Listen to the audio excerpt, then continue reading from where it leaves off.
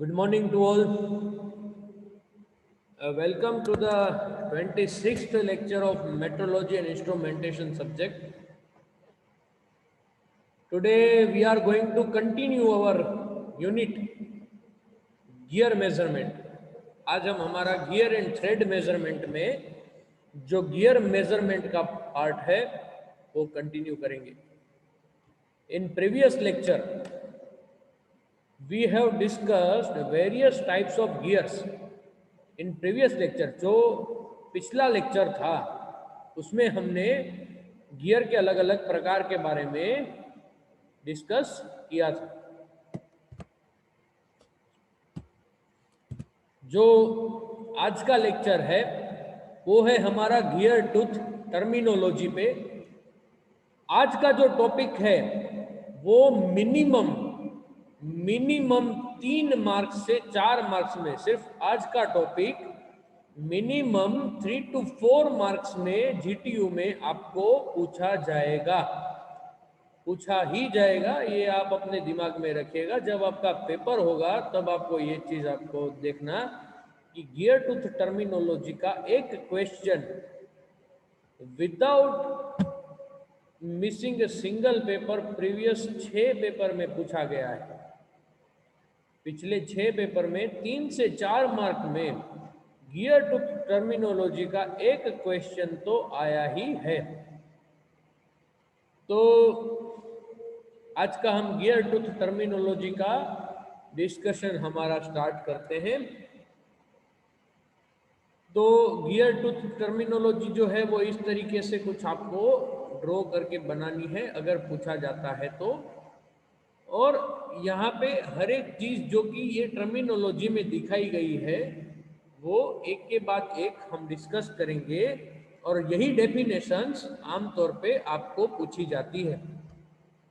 आपको अगर ये गियर का डायग्राम ड्रॉ करना पड़े तो वो भी आपको करना होगा, तो इसीलिए इसकी प्रैक्टिस भी होनी जरूरी है. और आपको ये डायग्राम अगर एक बार अच्छे से याद रह जाएगा, आप ये डायग्राम 5 बार ड्रॉ कर लीजिए, आपको ये डायग्राम एक बार दिमाग में घुस जाएगा तो आपको डेफिनेशंस लिखने में काफ़ी आसानी होगी. आपको डेफिनेशंस का रट्टा नहीं मारना पड़ेगा, लेकिन अब आपको एक्चुअल में याद होगा कि ये जो डेफिनेशन है वो किस चीज़ के बारे में है और किस तरीके से उसको लिखना है. तो सबसे पहला आता है पिच सरफेस. ठीक है, जो यहाँ पे पहली दो रेप्लिकेट हो गई है, मतलब कि कॉमन आ गई है. पिच सरफेस की डेफिनेशन गलती से. अब पिच सरफेस क्या है? पिच सरफेस मतलब कि यहाँ पे आप देखिए ये पिच सर्कल है, अगर उसी को विड्थ दी जाए तो हो जाएगा आपका पिच सरफेस. तो सबसे पहले गियर जो होता है, यहाँ पे मैं आपको डायग्राम में बेसिक गियर बताता हूँ कि गियर जो होता है वो इस तरीके से, अगर आपका रफ डायग्राम में बता रहा हूँ, ये गियर है, ये टीथ है, टीथ के बीच में जगह है. ये जो गियर है इसमें 2 गियर जब मैश होते हैं तो दोनों के टूथ एक जगह पे मैश होते हैं, सिंगल पॉइंट पे एक जगह पे मैश होते हैं, यानी कि कांटेक्ट में आते हैं. तो ये जो कांटेक्ट में आने वाला पॉइंट है, तो अब आप मान लीजिए कि ये आपका गियर रोटेट हो रहा है, तो हर एक पॉइंट इस सर्कल के ऊपर जो है, ये इमेजिनरी सर्कल के ऊपर आपका हर एक पॉइंट जो है वो कांटेक्ट में आएगा. तो वो एक सिलेंडर को अगर रोल करते हैं तो उसकी जो सरफेस बनती है उसको हम पिच सरफेस कहते हैं. वो एक सिलेंडर जैसी सरफेस बनी, surface of imaginary rolling cylinder, उस जो गियर के टूथ को रिप्लेस कर सकता है उसको हम कहते हैं पिच सरफेस. पिच सर्कल अगर पूछते हैं तो ये आप लिख सकते हैं, लेकिन इससे अच्छी डेफिनेशन क्या है पिच सर्कल की? A circle created bye imaginary rolling cylinder that replace the toothed gear. फिर से मैं रिपीट करता हूं, पिच सर्कल क्या है? Circle created by the imaginary rolling cylinder that replaces the toothed gear, उसको हम क्या कहते हैं, पिच सर्कल। तो पिच सर्कल की डेफिनेशन आपको ये लिखनी है। पिच सर्कल और पिच पॉइंट ये दो काफी ज्यादा बार पूछे जाने वाली जो डेफिनेशन है। पिच सर्कल क्या है, तो कि यहाँ पे आप देख सकते हैं कि ये टूथ है हमारा, अगर सामने वाला गियर है वो इस गियर के साथ कांटेक्ट में है, तो दोनों गियर किस पॉइंट पे कांटेक्ट में आएंगे, तो कि आमतौर पे पिच पॉइंट पे आएंगे। तो ये जो है वो आपका पिच पॉइंट है, और ये सारे पिच पॉइंट से बना हुआ जो सर्कल है उसको हम क्या कहते हैं, पिच सर्कल। तो पिच सर्कल की डेफिनेशन क्या है, पिच सर्कल की डेफिनेशन जो मैंने अभी रिपीट फिर से करता हूं कि ये क्या है, तो कि ऐसा सर्कल जो इमेजिनरी सिलेंडर के रोलिंग होने से बनता है, जो कि एक टूथेड गियर की जगह ले सकता है कैलकुलेशन में। तो ये होता है पिच सर्कल, और उसका जो डायामीटर होता है उसको हम कहते हैं पिच सर्कल डायामीटर, वो भी आगे आएगा। तो ये है आपका पिच सर्कल। पिच सर्कल आमतौर पे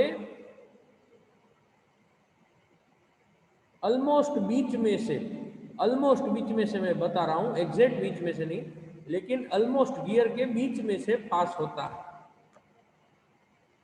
अब आता है एडेंडम सर्कल। तो एडेंडम सर्कल क्या है, it is the circle bounding the ends of teeth. कि ये जो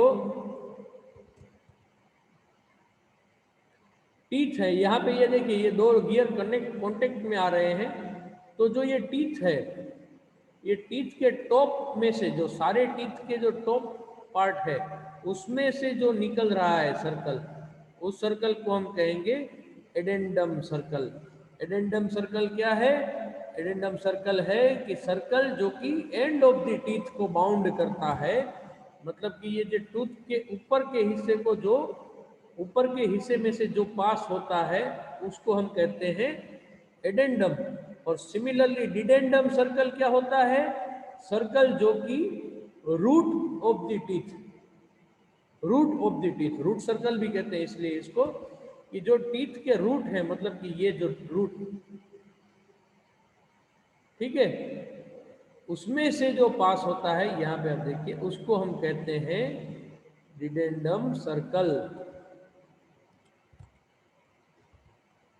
ठीक है, तो एडेंडम क्या है, जो कि टूथ के ऊपरी हिस्से में से पास होते हैं। डिडेंडम क्या है, जो कि रूट के स्पेस में से, मतलब कि रूट में से पास होता है गियर के, उसको डिडेंडम सर्कल कहते हैं।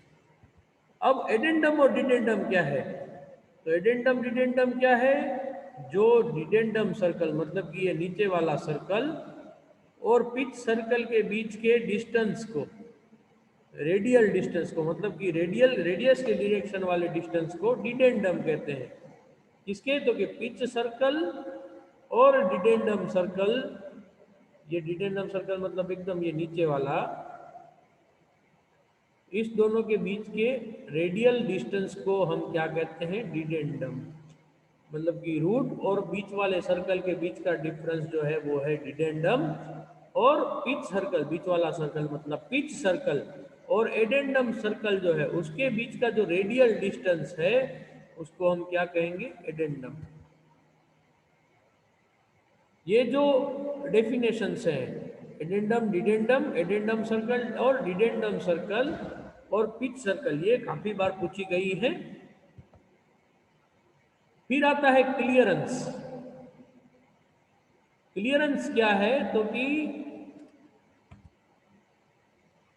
ये जो बीच में जगह बचती है, जो ऊपर वाला गियर है उसके और नीचे वाले गियर के बीच में जो जगह बचती है उसको हम क्लियरेंस कहते हैं। मतलब कि ऊपर वाला जो गियर है उसके एडेंडम और नीचे वाला जो गियर है उसके डिडेंडम के बीच जो जगह बचती है उसको हम कहते हैं क्लियरेंस। फिर face of the tooth, flank of the tooth, top land, bottom land, ये चार चीज हम समझते हैं।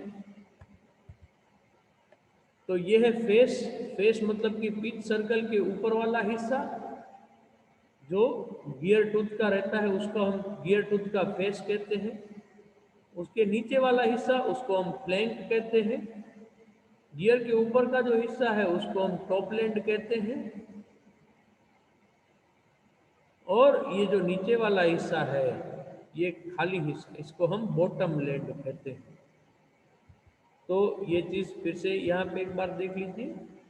टूथ मतलब कि lying outside the pitch surface, मतलब कि पिच सरफेस के आउटसाइड या ऊपर, पिच सरफेस के इनसाइड या नीचे है, उसको हम क्या कहते हैं? फ्लैंक।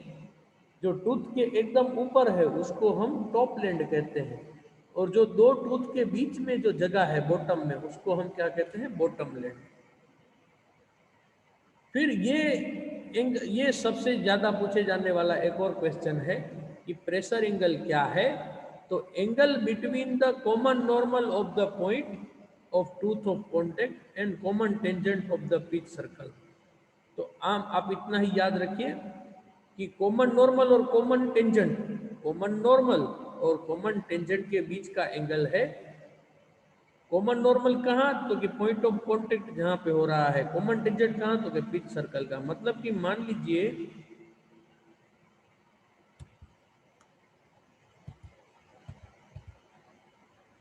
ये आपका ये टूथ है और ये पिच सर्कल है, तो पिच सर्कल का टेंजेंट और इसका जो नॉर्मल है, कांटेक्ट का जो नॉर्मल, इसके बीच का जो एंगल है उसको हम कहते हैं प्रेशर एंगल। आमतौर पे प्रेशर एंगल जो है वो गियर में 14 टू 20 डिग्री के बीच में रहते हैं।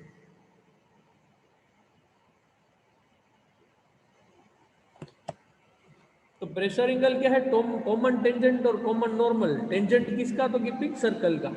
और नॉर्मल किसका? तो कि पॉइंट ऑफ टूथ जो कांटेक्ट में है उसका। उसके बीच के एंगल को हम क्या कहते हैं? Pressure angle. उसके बाद आता है सर्कुलर थिकनेस। तो टूथ की थिकनेस जो कि पिच सर्कल के ऊपर है उसको हम कहते हैं circular thickness. Tooth space, width of space, ये भी चीज़ आप समझ सकते हैं। टूथ स्पेस क्या है? जो दो टूथ के बीच की जगह रहती है उसको हम कहते हैं tooth space. Width of space क्या है? तो कि दो एडजेसेंट टूथ के बीच की जो जगह है उसको हम विड्थ कहते हैं। ठीक है, दो दो टूथ हैं, मान लीजिए कि ये जो दो टूथ हैं इसमें इस पॉइंट से लेके इस पॉइंट के बीच की जो जगह है, इस पॉइंट का, इस टूथ का लेफ्ट साइड और दूसरे वाले टूथ का लेफ्ट साइड, उसके बीच का जो डिस्टेंस है इसमें पिच सर्कल पे, तो उसको हम विड्थ या तो डायामीटरल पिच भी कहते हैं। ठीक है, ये भी पूछा जाता है डायामीटरल पिच। तो डायामीटरल पिच क्या है? Distance between adjacent teeth measured on a pitch circle.